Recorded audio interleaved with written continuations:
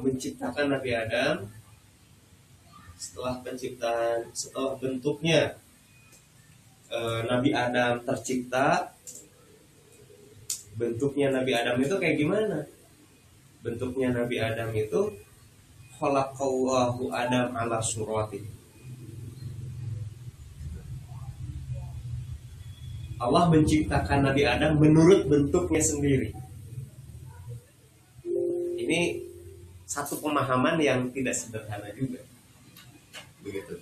Setelah Allah menciptakan Nabi Adam menurut bentuknya sendiri, itu menurut hadis qudsi, juga wa nafakhtu min ruhi. Kemudian kutiupkan ke dalam bentuk Adam itu min ruhi. Wa nafakhtu min ruhi. Meniupkan apa? Ruhnya Nabi Adam itu min ruhi, dari ruhku. Jadi ruhnya Adam itu adalah, dan Bani Adam adalah min ruhi. Begitu. Dari ruhnya Allah. Jadi ruhnya manusia itu adalah juga dengan demikian ruhnya Allah. Nah, sedangkan Allah adalah Al-Alim, tentu saja ruh manusia juga adalah Al-Alim. Hubungan antara ruh manusia dengan ruh Allah itu seperti apa? Seorang sufi dari Persia bernama Hafiz mengatakan, ruh manusia dengan ruh Tuhan itu, dengan ruh Allah itu seperti matahari dengan sinarnya. Bisa nggak dipisahin? Nggak bisa. Intensitas antara apa? Matahari dengan sinarnya itu pekat banget. Tidak bisa dipisahkan satu dengan yang lain. Ini mataharinya, ini sinarnya, kan nggak bisa begitu. Ketika kita menghalangi matahari, maka sinarnya menjadi redup, terhalang, begitu. Karena tidak bisa dipisahkan antara matahari dengan sinarnya, gitu. Nah, jadi yang dimaksud dengan manusia sebagaimana adanya itu adalah manusia yang memiliki dlamir atau lub atau intelek atau ruh Allah gitu. Oleh karena ruh yang ada pada diri manusia itu, maka manusia berkehendak. Jadi substansi ruh itu apa? Substansinya ruh itu adalah pertama kehendak, pemancar keinginan pada kebaikan. Artinya kehendak pada kebaikan itu sendiri. Kesucian dan kebenaran. Kebenaran itu adalah intelijensi. Ya, kebenaran itu intelijensi. Jadi isi dari ruh atau dlamirnya manusia itu adalah pertama kehendak, yang kedua adalah intelijensi. Intelijensi itu bisa kecerdasan, bisa pengetahuan atau mengetahui begitu. Karena ketika orang dikendalikan atas dasar ruhnya, dia kasarnya begini, dia nggak usah sekolah. Dia nggak usah sekolah. Karena ruhnya itu adalah sumber pengetahuan dia. Berbeda ketika atau yang disebut sebagai laduni itu. Berbeda ketika diri kita dikendalikan oleh jiwa, oleh nafs. Kalau oleh nafs yang mana dulu?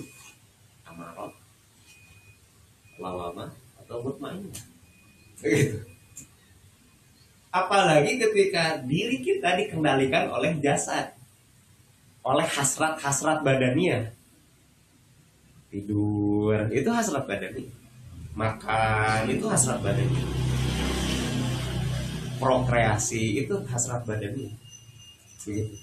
Kalau orang, jadi tingkatan-tingkatannya itu begitu. Manusia yang dikendalikan oleh hasrat-hasrat badanianya ya gitu aja, kerjaannya tuh tidur, makan, prokreasi itu kayak gitu.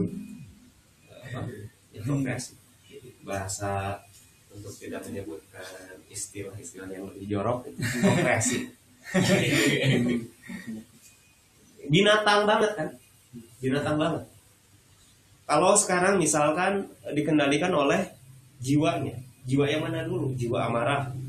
Ya, jiwa amarah itu ya, selalu bikin sesat, gitu. Menyesatkan manusia dengan apanya? Menyesatkan manusia dengan kepentingan egonya sendiri, begitu.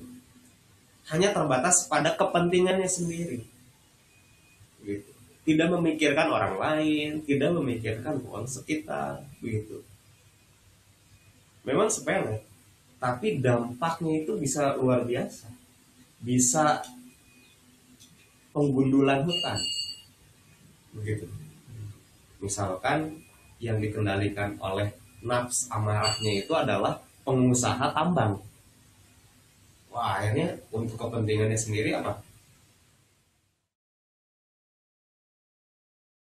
Dijadikan proyek, gitu. Atau mungkin menjerumuskan dia kepada korupsi ketika yang dikendalikan adalah seorang pejabat dan lain sebagainya, begitu ya. Itu ketika manusia dikendalikan oleh nafs, jiwa. Lawamah begitu, kadang cager, kadang kering, gitu. Kadang kabawa alus, kadang-kadang saya tahu mah tergantung nama. Nah, yang tertinggi adalah nafs mutmainnah. Mutmainnah itu ya ayyatuhan nafsul mutmainnah irji'i ila radiyatam mardiyah. Jadi ada satu tafsir yang unik juga. Nantilah itu agak panjang lebar soalnya untuk mempersingkat waktu aja. Ini dasar-dasarnya, karena dasar-dasar ini lebih penting ketimbang keseluruhan pembahasan yang ada di dalam NDP bab 2. Kalau Anda tidak memahami dasarnya, Anda gak mungkin bisa menelaah secara mendalam konstruksi yang sedang ingin dibangun oleh NDP bab 2 ini. Begitu. Bangunan yang dibangun oleh NDP bab 2 ini. Kita harus tahu dulu fondasinya kayak gimana. Peta polanya itu kayak gimana. Gitu.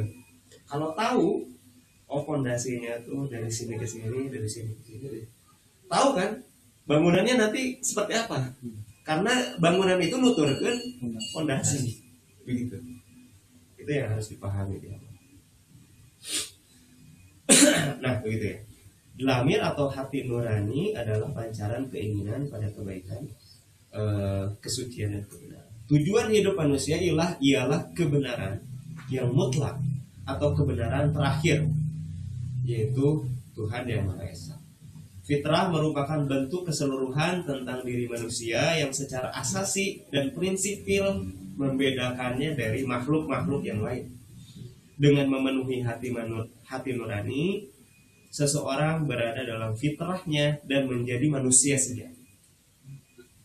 Ketika dia cenderung kepada atau dikendalikan oleh ruhnya, baru dia bereksistensi sebagai manusia sejati. Ekspektasi NDP bab 2 itu tinggi loh. Bukan hanya sekedar manusia biasa, tapi sampai di tingkat merealisasikan diri di tingkat di tingkat dlamir. Gitu loh. Untuk bisa merealisasikan diri di tahap yang lebih tinggi daripada itu, di tahap yang lebih tinggi daripada kepentingan mentalitas kita, mentality kita. Seseorang yang sampai kepada dlamir sebetulnya orang yang sudah tidak punya keinginan, orang yang gak punya keinginan, egonya. Karena secara keseluruhan nantinya eksistensi kehidupannya itu dikendalikan secara keseluruhan oleh ruhnya itu. Nantinya itu prosesnya seperti apa? Prosesnya itu seperti yang diterangkan dalam, sekali lagi, memang dalam tasawuf. Prosesnya itu yang disebut sebagai tahalli, tajalli. Yang dijadikan eksistensi tertinggi manusia itu adalah ruhnya, masalahnya gitu. Kalau jiwanya jadi pejabat gitu ya, jadi ulama, pesohor, cukup lah. Kalau sampai jadi kalau sampai grade-nya itu di tingkat ruh, wah itu Islam is the meeting between God as such and man as such.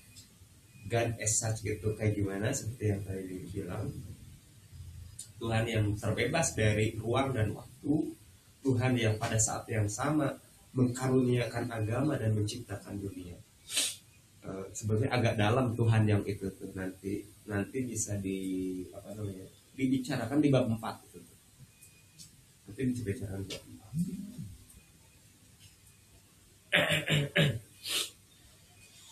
Kehidupan dinyatakan dalam kerja atau amal perbuatan. Jadi kehidupan dinyatakan dalam amal soleh. Menjadi manusia itu adalah yang beramal soleh. Gitu. Karena kita memiliki delamir. Delamir itu isinya adalah kehendak dan kecerdasan. Kan begitu? Keinginan, kehendak, dan kecerdasan. Jadi modalnya geus aya dina diri orang sorangan begitu. Nah, supaya kita mengkonfirmasi bahwa di dalam diri kita ada delamirnya, maka kita nyatakan itu dalam bentuk amal soleh. Untuk Anda Yunda HMBS Indonesia, jangan lupa like, komen, dan subscribe, dan jangan lupa aktifkan notifikasi loncengnya.